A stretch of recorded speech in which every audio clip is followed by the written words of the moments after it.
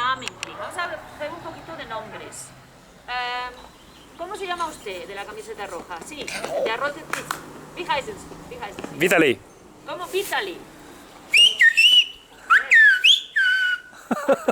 Hasta la vista. Der kleine Junge heißt August.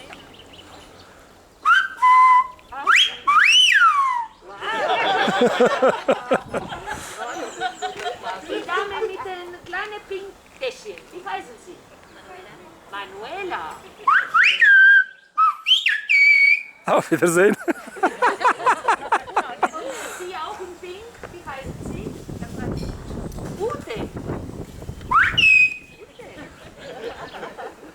Okay, also, wollt ihr noch was hören, was wissen? Habt ihr Fragen?